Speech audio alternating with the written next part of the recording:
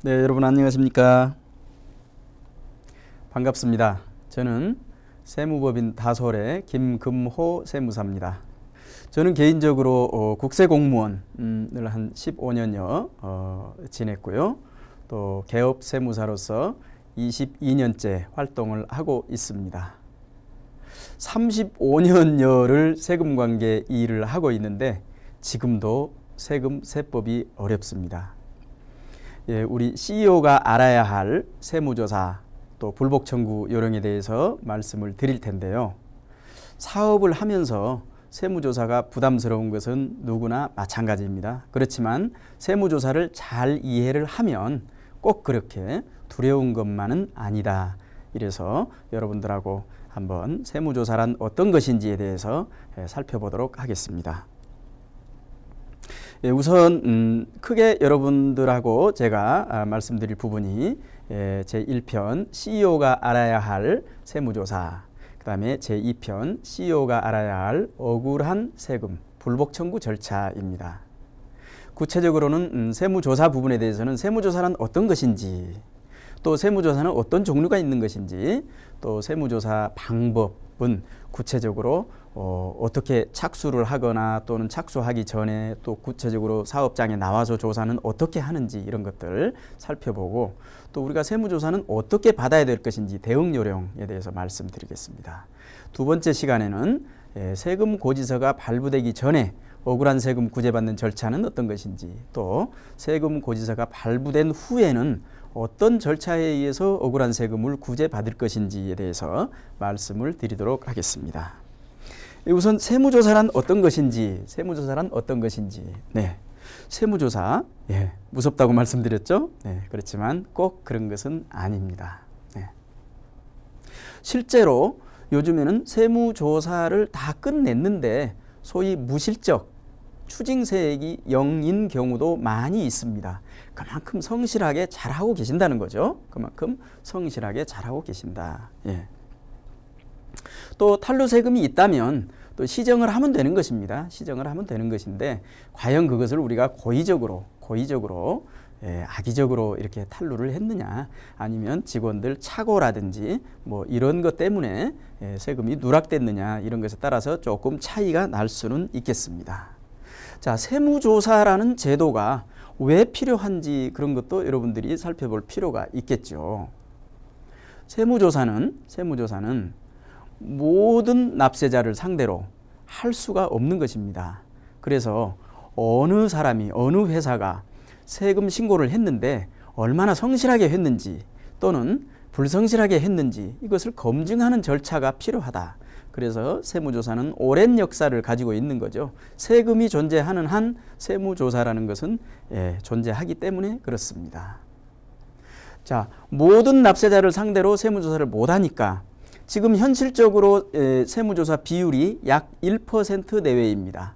약 1% 내외 세무조사를 받고 있으니까 99%의 사업자는 세무조사를 안 받는다는 거죠. 세무조사를 안 받는다는 것입니다. 그래서 내가 1% 안에 들었다, 영광은 아니죠. 네, 영광은 아닙니다. 그러나 사업을 하는 동안 조사를 안 받을 수는 없겠다 해서 말씀을 드린 내용인데요. 네, 우선은 그 납세 의무 확정, 그러니까 우리가 세금을 신고하고 세금을 냈는데 어떻게 되느냐에 따라서 당연히 세무조사를 받아야 되는 그런 세금 종류가 있고, 또는 우리가 신고하고 세금만 내놓으면 그대로 납세 의무가 1차적으로 성실하게 추정해서 확정되는 그런 세금 종류가 있습니다.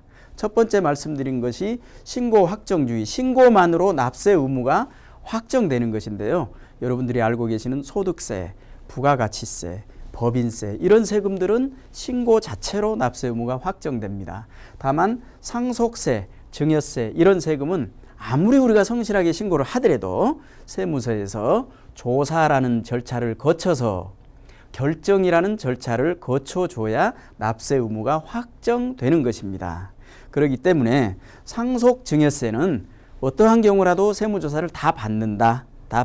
그래서 우리가 이번 앞으로 여러분과 말씀 나눌 그런 세무조사는 신고 확정주의, 신고는 성실하게 했는데 성실도 검증해서 다시 세무조사 대상이 되는 경우, 세무조사 대상이 되는 경우를 전제로 말씀을 드리겠습니다.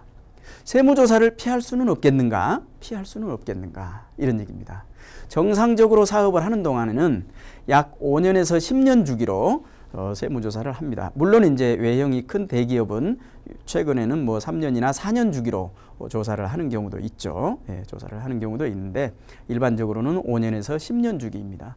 또한 중소기업이라든지 또는 정부에서 정책적으로 이렇게 그 지원을 해야 되는 그런 업종에 대해서는 특별히 세무조사를 유예한다고 그러죠. 계속 밀어놓고 가고 있습니다. 그렇기 때문에 중소기업, 특히 제조업 같은 경우에는 10년, 15년이 돼도 세무조사 한 번도 안 받는 기업들이 많이 있습니다. 예, 많이 있습니다. 그래서 세무조사를 누구나 그렇게 다 받는 것은 아니다 하는 걸 알아두시기 바라고요. 그 다음에 이제 특별세무조사가 문제인데요. 특별세무조사는 여러 가지 그 조사 대상 선정부터 그 다음에 조사를 착수하고 이런 단계들이 매우 엄격합니다. 예, 매우 엄격한데 일단은 특별세무조사 대상자 선정은 어떤 사람들이 되느냐? 자, 성실도 분석해서 최하위자이긴 하지만 그런 각종 제보자료 또는 자료상 혐의 자료상 혐의라는 게 실물 거래 없이 세금 계산서를 주고받고 하는 그런 것을 얘기합니다. 또는 요즘에 차명계좌 신고들 많이 하고 있죠. 차명계좌 사용 혐의 이런 혐의가 있는 사람들 또는 특정 업종에 대해서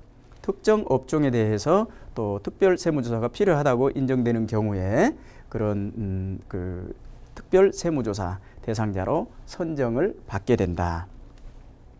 네, 그 다음에 성실도 관리의 중요성.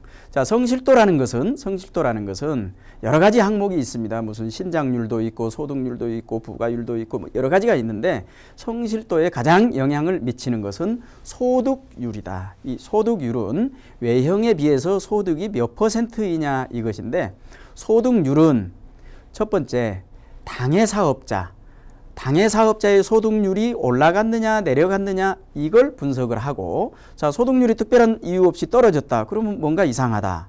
이렇게 보는 것이죠. 그 다음에 동일하거나 유사한 업종에서 규모가 비슷한 사람들끼리 그룹으로 묶어서 분석을 해봤더니 다른 사람들은 전부 소득률이 30%인데 왜 이 사람만, 이 업체만, 이 회사만 소득률이 20%일까? 이렇게 해서 비교 분석을 해서 성실하다, 불성실하다 이걸 판단하게 되는 것입니다. 자, 그럼 성실도가 과연 인위적으로 관리가 가능하겠느냐 이런 얘기인데요. 예, 어느 정도는 가능합니다. 예를 들어서 소득률을 높이기 위해서는 기말에 비용 지출을 다음 연도로 넘기는 겁니다.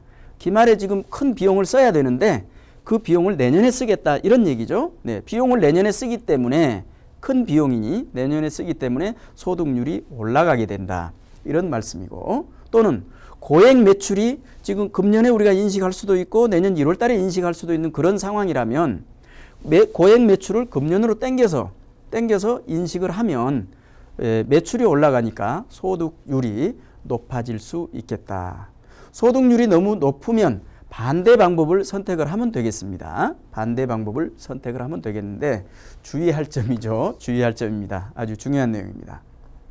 실제 비용 지출과 실제 매출 인식 시기를 실질적으로 영업을 그렇게 한다는 것입니다. 그렇지 그렇게 하지 않고 다만 장부상으로만 이렇게 해놓는다. 이것은 아주 위험한 일이다. 소위 탈세에 해당되는 것이죠.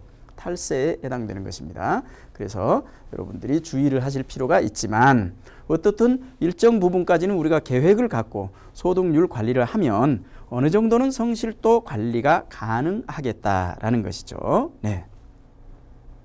자, 구체적으로 조사 대상은 어떻게 선정하겠는가 하는 부분 말씀드리겠습니다. 조사 대상은 크게 전산 선정 방법이 있고 두 번째 수동 선정 방법이 있는데요. 전산 선정은 지금은 여러분들 모든 신고서 또는 재무제표라든지 신고 내용들이 전부 전자신고, 전산으로 신고를 하게 되죠. 그래서 국세청 컴퓨터 아주 머리가 기발한 컴퓨터입니다. 예, 요즘에는 TIS 시스템인데요. 지금 상당한 예산을 들여서 지금보다 더 뛰어난 지금 전산 그런 시스템을 구축을 하고 있습니다. 그 머리 좋은 국세청 컴퓨터가 여러 가지 복합적으로 성실도를 분석을 해서 이러이러한 회사는 성실도가 너무 낮습니다. 이렇게 리스트를 내려보내주는 것이죠. 리스트를 내려보내주면 각 지방국세청 또는 세무서에서 이제 성실도가 낮은 사람부터 조사 대상자로 선정을 하게 되는 것입니다. 여기에는 어떤 인위적으로 사람이 어떤 개입할 수가 없죠. 공식에 의해서 국세청에서 분석해놓은 프로그램에 의해서 딱딱딱 정해지기 때문에 사람이 임의로 뭘 어떻게 할 수는 없는 것입니다. 두 번째는 전산 분석 자료를 기본적으로 하지만 탈세 제보라든지 각급 기관, 수사기관의 이런 통보 자료라든지 또는 기획조사가 필요한 경우 또 조금 전에 말씀드렸던 자료상 혐의 자료라든지 또는 차명 계좌를 이용하는 그런 업체라든지 이런 것들은 이제 수동으로 선정을 하게 됩니다. 수동 선정이라는 건 사람이 손으로 여러 가지 자료를 분석해서 조사 대상자를 선정한다는 것이죠. 수동 선정 방법은 일반적으로 특별조사 대상자로 갈 확률이 많고 전산 선정 방법은 일반적으로 일반조사 대상으로 갈 가능성이 많다. 일반조사라는 것은 사전에 통지를 하고 조사를 받고 일반적인 조사이기 때문에 사업을 하는 동안 이런 조사는 피할 수 없는 것이지만 특별세무조사는 피할 수 있으면 피하는 것이 좋은 것이다라는 것은 여러분도 다 잘 알고 계시는 내용이시죠. 네. 그 다음에 세무조사는 어떤 종류, 세무조사는 어떤 조사가 있느냐. 크게 두 가지 또는 여러 가지 방법에 의해서 조사 종류를 이렇게 구분도 해볼 수가 있습니다. 그렇지만 일반 세무조사는 특정 납세자의 세금 신고 내용 그런 것들을 경정할 거, 경정이라는 것은 그걸 다시 바로잡는다는 거죠. 네, 그러니까 성실도가 낮기 때문에 그걸 분석을 해서 어떠한 항목을 중점적으로 보겠다. 이렇게 해서 그 조사 대상 세목에 대해서 검증하는 겁니다. 네, 검증하는 일반 세무조사. 조세 범칙조사, 특별조사라고 합니다. 그런데 국세청에서는 공식적으로는 특별조사라는 용어는 없습니다. 그렇지만 일반적으로 조세 범칙조사를 특별조사하고 사용을 하기 때문에 편의상 저도 그렇게 사용을 하도록 하겠습니다. 조세 범칙조사는 여러 가지 조세 탈루 혐의에 대해서 세금만 걷어들이는 것이 아니라 처벌을 전제로 조사를 하게 되는 것을 조세 범칙 조사라고 합니다. 세무조사 중에서 가장 강력한 세무조사 방법이 조세 범칙 조사, 특별 조사입니다. 또 조사 목적 등에 따라서 유통과정 추적 조사다 또는 특정 업종에 대해서 기획 조사다, 실지 조사, 전부 조사, 부분 조사, 무슨 긴급 조사, 여러 가지 주식 변동 조사 이런 것들도 조사 종류에 따라서 구분을 해볼 수 있는 것입니다. 네, 이상으로 세무조사 개관에 대해서 세무조사란 어떤 것이고 또는 세무조사의 종류는 어떤 것들이 있는지에 대해서 살펴보았습니다. 세무조사를 어떻게 하면 안 받을 수 있을까요? 네, 성실도 관리 잘하면 됩니까? 예, 물론 중요합니다. 중요한데 여러분들 말씀 드립니다. 우리가 세무조사를 받을 것인가 안 받을 것인가를 이 단어 두 개로 정리가 되는지 한번 살펴보도록 하겠습니다. 여러분 절세와 탈세가 어떻게 같고 어떻게 틀립니까? 절세, 세금을 줄였습니다. 탈세, 세금을 줄였습니다. 절세는 어떻게 줄였습니까? 세법의 테두리 내에서 합리적으로 세금을 줄였습니다. 요즘에는 국세청에서도 절세를 권장하고 있습니다. 이러이러하게 하면 세금이 절약됩니다 하고 책도 펴내고 그렇습니다. 절세에 의해서 세금을 줄인 경우에는 세무조사를 나와도 전혀 문제가 될 것이 없죠. 전혀 문제가 될 수 없습니다. 문제는 탈세이죠. 탈세. 탈세라는 거 구체적으로 법을 벗어나서 세금을 줄이는 행위를 했다. 이것이 탈세입니다. 쉬운 말로 하면 세금을 내고 난 뒤에 반드시 뒤탈이 난다. 이것이 탈세입니다. 뒤탈은 뭡니까? 추징이라고 얘기를 하죠. 추징. 반드시 추징이 뒤따르는 것입니다. 중요한 것은 일반인들께서 절세와 탈세를 혼용해서 쓰고 있다는 것이죠. 혼용해서 쓰고 있다는 것입니다. 그래서 우리가 절세 방법으로 세금을 전략하게 되면 세무조사 걱정이 없다. 세무조사 걱정이 없다. 자, 고의적으로 탈세를 하려고 하는 경우는 그렇게 많지는 않습니다. 다만 직원들이 뭐 착오를 일으켰다든지 뭘 놓쳤다든지 이런 경우에 이제 세금이 누락되는 경우가 있는데요. 뭐 그런 경우를 모두 탈세라고 얘기하지는 않습니다. 모두 탈세라고 얘기하지는 않고 일반적으로 탈세라는 용어를 쓸 때는 고의적으로 적극적으로 뭘 속인다든지 허위의 증빙을 해서 세금을 줄이는 이런 것들을 탈세라고 합니다. 그래서 여러분들이 세무조사와 관련해서 이번 시간을 기회로 모두 성실한 납세 의무 잘 이행하시고 세무조사 걱정 없는 사업 이렇게 되셨으면 좋겠습니다. 이번 시간 감사합니다.